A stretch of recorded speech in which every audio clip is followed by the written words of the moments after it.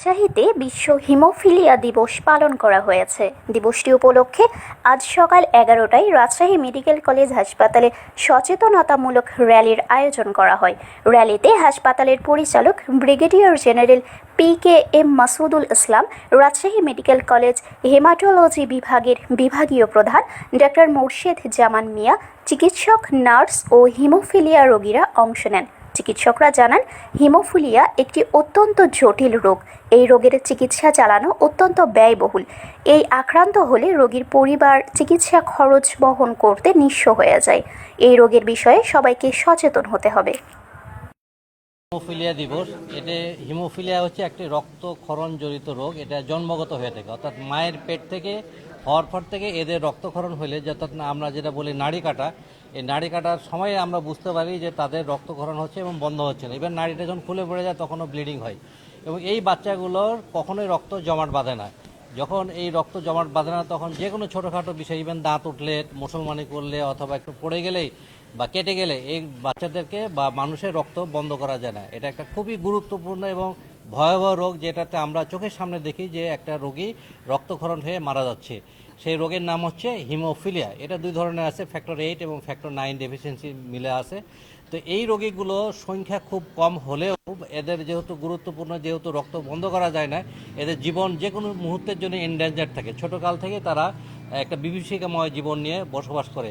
আমরা Rajshahi medical college হাসপাতালে আমাদের HTC হিমোফিলিয়া ট্রিটমেন্ট সেন্টার আছে এবং এই সেন্টারের মাধ্যমে আমাদের এখানে 424 জন রোগী আছে। এই রোগীগুলো আমরা ওয়ার্ল্ড ফেডারেশন অফ হিমোফিলিয়ার মাধ্যমে তারা রেজিস্টার্ড, কিন্তু এখান থেকে আমরা হাসপাতাল থেকে আমাদের এই রোগীদের জন্য লাইফ টাইম তাদেরকে কিন্তু সবসময় ফ্যাক্টর 8 ইঞ্জেকশন দিয়ে তাদের ফ্যাক্টরকে বাড়িয়ে রাখতে হয়, নইলে রক্তক্ষরণ শুরু হবে।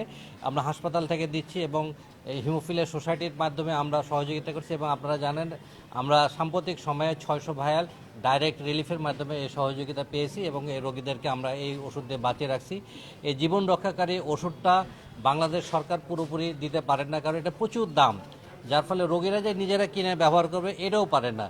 এখানে আপনারা যে রোগীগুলো দেখতেছেন সেই রোগীগুলো সবগুলোই এই ফ্যাক্টর কিনতে কিনতে অলমোস্ট গরিব হয়ে গেছে এবং তাদের কান্না আপনি যদি দেখেন তাহলে আপনি চোখের পানি রাখতে পারবেন না যে একজন চোখের সামনে রক্তক্ষরণ হচ্ছে, তাকে আমরা ওষুধ দিয়ে তা বাঁচাতে পারছি না এবং বাড়িতে বসে যে ফ্যাক্টর নেবে সেই সুবিধাটা নাই, তাদের কাছে টাকা কেনার নাই। সেই জন্য আমরা রাজশাহী মেডিকেল কলেজ হাসপাতালের পক্ষ থেকে আমরা সর্বোচ্চ চেষ্টা করছি তাদেরকে এই জিনিসগুলো দেওয়ার জন্য এবং তাদের যেগুলো জটিলতা তৈরি হয়, যেমন রক্তক্ষরণে হাত পাগুলো বাঁকায়া যাচ্ছে, পেটের ভিতরে রক্তক্ষরণ হচ্ছে, তারপর হচ্ছে আপনার মাঝে মাঝে এই বাচ্চাগুলো স্ট্রোক করে। তো এই জিনিসগুলো ম্যানেজ করা আমাদের জন্য খুবই কঠিন। যদি সামান্য একটা অপারেশন লাগে তাহলে আমরা কোনো অপারেশন তাদেরকে ভয়ে হাত দেই না কোনো ডাক্তার, যেহেতু ফ্যাক্টরের জন্য। আজকের দিবসে প্রতিবদ্ধ কি ছোট্ট করে বলবেন যে আপনাদের মেসেজটা কি? আমাদের মেসেজটা হচ্ছে যে এই রোগটা সম্পর্কে সচেতন হওয়া এবং এই রোগীগুলোকে সহযোগিতা, অর্থাৎ এই যে ফ্যাক্টর 8 ইঞ্জেকশন লাগে এই ইঞ্জেকশনগুলোকে অ্যাভেলেবল করা। সরকার এটার উপর একটা ট্যাক্স দেয়, সেই ট্যাক্সটা আমরা বলবো যে এটাকে ট্যাক্সটা মওকুফ করে ওষুধের দামটাকে কমিয়ে নিয়ে আসে এবং সামগ্রিকভাবে এই রোগীগুলোকে যে মানে আগে চিকিৎসা দেওয়া, কোনো একটা অ্যাক্সিডেন্ট হলে যেন এদেরকে আগে হাসপাতালগুলো চিকিৎসা দেয়, এই ব্যাপারে আমরা আপনাদের মাধ্যমে জাতির কাছে সচেতন করতে যাচ্ছি মানুষকে। আমি ডাক্তার মোর্শেদ জামান মিয়া, হেমাটোলজি বিভাগের বিভাগীয় প্রধান। শারমিন শিমু, বরেন্দ্র টেলিভিশন।